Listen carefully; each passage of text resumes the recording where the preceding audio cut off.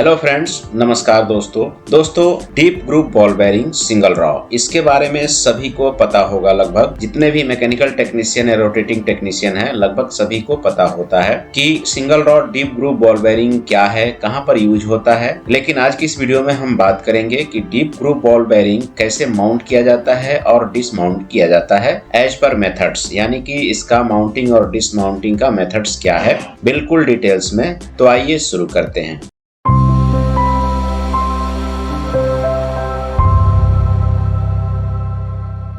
सबसे पहले हम देखेंगे डीप ग्रुप बॉल बेरिंग होता क्या है। Single row deep groove ball bearing single race face में होता है और बॉल के डिस्टेंस को सेपरेट कर दिया जाता है एक केज के थ्रू, जिससे हमारा बॉल आपस में टच ना हो, और ये असेंबल कर दिया जाता है। ये यूज होता है लाइट ड्यूटी और हाई स्पीड के लिए। ये जहां पर भी यूज किया जाता है वहां पर हैवी ड्यूटी का कंपोनेंट नहीं होता है। अब देखते हैं ये कितने टाइप्स में आते हैं। तो ये 3 टाइप्स के आते हैं। एक है open deep groove ball bearing, ये है सील्ड ग्रुप बॉल बेरिंग दोनों। तो ये है open deep groove ball bearing, जिसमें इंटरनल लुब्रिकेशन दिया जाता है, ग्रीस ऑयल हो सकता है। और ये है सील्ड बेरिंग दोनों, ये है रबर सील्ड बेरिंग, ये है मेटल सील्ड बेरिंग। इन दोनों में कंपनी की तरफ से ग्रीस प्रोवाइड किया जाता है, यानी कि कंपनी की तरफ से इसमें ग्रीस भरा हुआ आता है। हम एक्सटर्नल लुब्रिकेशन इसमें नहीं दे सकते हैं। अब देखते हैं कि ये काम कैसे करता है। आप यहाँ पर देखेंगे कि जो भी हमारा रबर सील्ड है और मेटल सील्ड है, इन दोनों में यहाँ पर ग्रीस फील्ड होता है, पहले से ही भरा होता है, जिसमें हम अलग से अगर लुब्रिकेशन देते हैं तो ये सील्ड होता है। न तो अंदर से बाहर इसका लुब्रिकेशन जाएगा और न ही बाहर से अंदर हम लोग एक्सटर्नल दे सकते हैं। इसलिए कंपनी की तरफ से जो भी लुब्रिकेशन प्रोवाइड होता है उसमें ही ये बेरिंग चलता है हाई स्पीड में। इसको यूज किया जाता है light motor, light similar component और फैन के अंदर भी इसको यूज किया जाता है, जिसमें एक्सियल और रेडियल लोड बिल्कुल कम हो और इसका हाई स्पीड। इस बेरिंग को फिट करने के लिए 2 तरीके होते हैं। एक तो होता है कोल्ड फिटिंग, एक होता है हीटर फिटिंग। तो हीट फिटिंग हम देखेंगे बाद में, पहले हम कोल्ड फिटिंग देख लेते हैं। कोल्ड फिटिंग करने के लिए एक स्पेशल टूल्स प्रोवाइड करती हैं कंपनियां। जो भी बेरिंग की कंपनी होगी स्पेशल टूल प्रोवाइड करती है, जिससे हम बेरिंग को असेंबल करते हैं। बेरिंग को असेंबल करते टाइम सबसे पहले ध्यान रखा जाता है कि जो आपने बेरिंग निकाला है और शाफ्ट का जो क्लियरेंस है, इंटरफ्रेंस है, उसको आपको चेक कर लेना है। उसमें कोई भी प्लस माइनस नहीं होना चाहिए, तभी आप उसको बेरिंग को फिट करेंगे। आइए देख लेते हैं कैसे फिट किया जाता है। सबसे पहले आप बेरिंग का नंबर देख लेंगे, उसी हिसाब से यहाँ पर टूल्स दिया गया है। जो भी बेरिंग का साइज है उस हिसाब से यहाँ पर टूल्स आप सेलेक्ट करेंगे, जिससे बेरिंग का आउटर रेस और इनर रेस दोनों ही प्रेस हो आपको हैमरिंग करते टाइम। नहीं तो अगर एक किसी में भी आउटर रेस में अगर आप प्रेस करते हैं हैमरिंग करके, तो आपका बेरिंग खराब हो जाएगा, बेरिंग नहीं चल पाएगा ज्यादा दिन तक। जब आपका सब कुछ रेडी हो जाए तभी आप बेरिंग को ओपन करेंगे। बेरिंग डालते टाइम आपको ध्यान रखना है कि सब कुछ सेटअप होना चाहिए और शाफ्ट बिल्कुल क्लीन होना चाहिए। अगर क्लीन नहीं है तो आप 400-500 ग्रेड के एमडी पेपर से उसको क्लीन कर लेंगे और थोड़ा ऑयल या ग्रीस उसमें लगा सकते हैं, ताकि बेरिंग की फिटिंग आसानी से हो सके। उसके बाद यहाँ पर आप बेरिंग टूल किट को फिट करेंगे। उसके बाद आप यहाँ पर बेरिंग टूल किट को रखेंगे और आप कंफर्म कर लेंगे कि बेरिंग का आउटर रेस और इनर रेस दोनों ही प्रेस होगा हैमरिंग करते टाइम, अदरवाइज बेरिंग खराब हो सकता है। उसके बाद आप उसको धीरे धीरे प्रेस करेंगे, हैमरिंग करेंगे। उसके बाद आपका बेरिंग आसानी से फिट हो जाएगा। उसके बाद आप आउटसाइड में लॉक वाशर लगा के उसको टाइट करके लॉक कर देंगे। उसके बाद आता है हीट फिटिंग। हीट फिटिंग वह होता है जिसमें बेरिंग को गर्म कर दिया जाता है। गर्म सिर्फ इनर रेस को किया जाता है, आउटर रेस को गर्म नहीं किया जाता है। और कितना टेम्परेचर रखना है वो भी देख लेते हैं। कंपनियां 2 टाइप्स के बेरिंग हीटर प्रोवाइड करती हैं, एक इंडक्शन हीटर और एक पोर्टेबल इंडक्शन हीटर। दोनों ही हीटर बेरिंग फिट करने के लिए यूज किए जाते हैं, लेकिन एक थोड़ा हैवी होता है और पोर्टेबल बेरिंग इंडक्शन हीटर होता है, उसको कहीं भी लेके जाना और लाना आसान होता है, इसलिए इसको यूज किया जाता है ज्यादातर। इसको गर्म कैसे करना है, सबसे पहले आप बेरिंग को ओपन करेंगे। बेरिंग ओपन करने के बाद अगर आपके पास इंडक्शन हीटर है तो उसमें एक रॉड आता है जो बेरिंग के इनर रेस में फिक्स किया जाता है और बेरिंग इंडक्शन हीटर के ऊपर रख दिया जाता है। और मैग्नेट दोनों ही कंडीशन में, चाहे पोर्टेबल इंडक्शन हीटर हो या हैवी इंडक्शन हीटर हो, दोनों में ही बेरिंग के इनर रेस में मैग्नेट को लगाया जाता है और इंडक्शन हीटर को ऑन कर दिया जाता है। कंफर्म कर लें कि बेरिंग कभी भी 110 डिग्री सेल्सियस से ऊपर हीट ना हो, क्योंकि अगर उससे ऊपर हीट होता है तो बेरिंग खराब होने के चांसेस बढ़ जाते हैं और ज्यादा नहीं चलता है। उसके बाद हीटिंग ग्लव्स आप लगा के बेरिंग को आराम से उठाएंगे। उठाने के बाद आप शाफ्ट में आराम से बिल्कुल बैलेंस करके उसको फिक्स कर देंगे, आराम से फिक्स हो जाएगा, इसमें कोई भी दिक्कत नहीं होगी। ध्यान रखना है हाथ बिल्कुल बैलेंस में होना चाहिए, नहीं तो बेरिंग बीच में ही फंस सकता है। अगर बीच में फंसेगा तो आप बेरिंग को रिमूव करेंगे, दोबारा माउंट करेंगे, बेरिंग यूज के लायक नहीं रहेगा। उसके बाद आता है डिसमाउंटिंग। डिसमाउंटिंग कैसे करना है ये देख लेते हैं। बेरिंग के हिसाब से हम लोग पुलर यूज करते हैं, बेरिंग कहाँ पर फिट है उसके हिसाब से पुलर यूज करते हैं। यहाँ पर 3 लेग जॉब पुलर यूज किया जा रहा है क्योंकि इसका आउटर रेस ओपन है।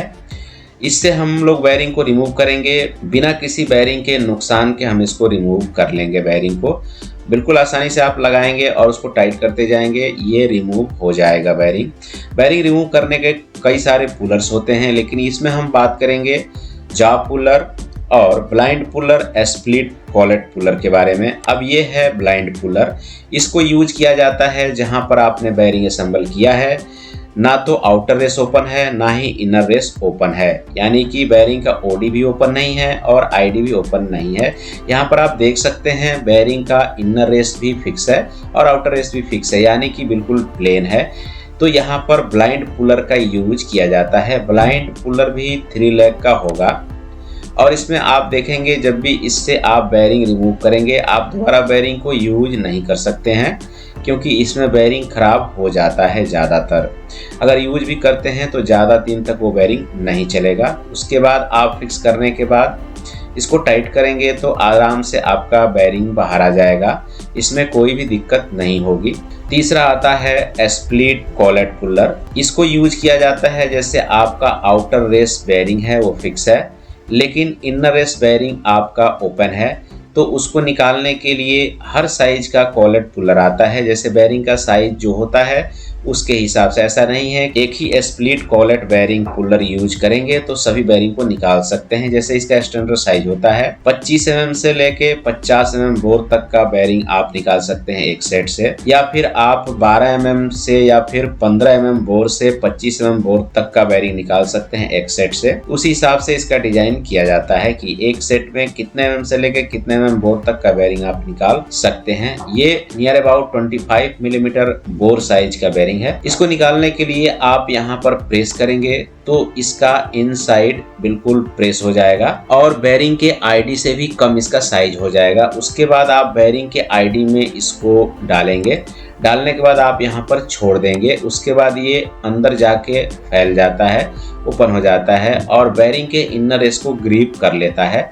उसके बाद आप हैमरिंग करेंगे, ये टूल्स है हमारा जो हैमरिंग का काम करता है। उसके बाद जैसे ही आप हैमरिंग करेंगे आपका बेरिंग धीरे धीरे बाहर आ जाएगा और बिल्कुल आसानी से रिमूव हो जाएगा। ये बेरिंग आप दोबारा यूज भी नहीं कर सकते। कोई भी बेरिंग हम लोग एक बार असेंबल करके उसके बाद डिसअसेंबल करते हैं या डिसमाउंट करते हैं तो उसको यूज करना ठीक नहीं होता है। बेरिंग सही चल सकता है लेकिन ज्यादा दिन नहीं चलेगा, जल्दी खराब हो सकता है। अब बेरिंग के इनर रेस आउटर रेस को असेंबल करते टाइम क्यों ध्यान रखा जाता है ये देख लेते हैं।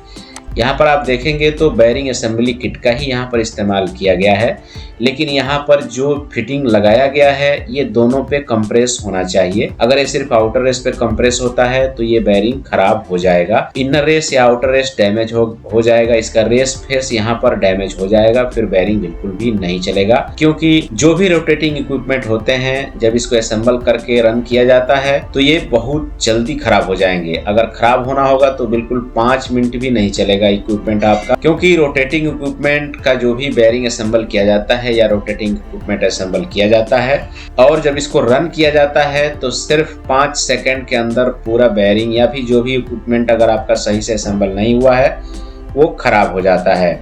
उसके बाद आप यहाँ पर देखेंगे तो जो भी आप फिटिंग्स लगा रहे हैं वो दोनों पे प्रेस होना चाहिए, आउटर रेस और इनर रेस पे।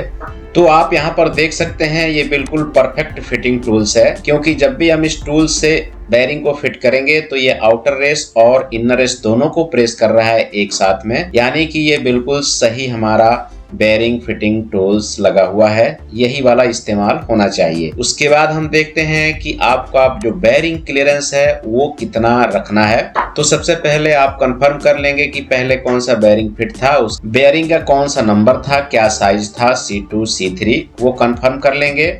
उसके बाद शाफ्ट का ओडी आप चेक कर लेंगे, पहले कितना था और कितना घटा बढ़ा है। अगर ये भी कम हो गया तो बेयरिंग आपका फ्री हो जाएगा, ज्यादा हो गया तो यहाँ पर क्लियरेंस कम हो जाएगा, जिससे बेयरिंग खराब हो जाएगा। दोनों ही कंडीशन में आपका बेयरिंग जल्दी खराब हो सकता है और इक्विपमेंट का कोई भी पार्ट नुकसान हो सकता है और प्रोडक्शन भी आपका रुक सकता है। तो ये चीज आपको बहुत ही इंपॉर्टेंट ध्यान देना है। तो जो भी हमारा डीप ग्रूव बॉल बेयरिंग होता है, ये कई सारे टाइप्स के हो जाते हैं डीप ग्रूव बॉल बेयरिंग, जैसे single row deep groove ball bearing, double row deep groove ball bearing या फिर self align deep groove ball bearing. इन सभी पे मैं वीडियो बनाऊंगा एक एक करके। तो जब भी आप बेयरिंग असेंबल करते हैं, इन सभी चीजों का बहुत ही इंपॉर्टेंट ध्यान दिया जाना चाहिए और इसमें आपसे क्वेश्चन भी पूछा जा सकता है कि deep groove ball bearing assembly करते टाइम किन किन चीजों का ध्यान रखा जाता है और कितना हीटिंग होना चाहिए इसको असेंबल करने के लिए। तो 110 डिग्री मैक्सिमम है, इसके नीचे आप 90 डिग्री और 80 डिग्री तक भी हीट करके बेयरिंग को असेंबल कर सकते हैं, क्योंकि हम लोग ज्यादातर 80 डिग्री से 90 डिग्री सेल्सियस तक ही बेयरिंग को हीट करते हैं और असेंबल कर देते हैं। तो मुझे उम्मीद है दोस्तों कि आपके समझ में आ गया होगा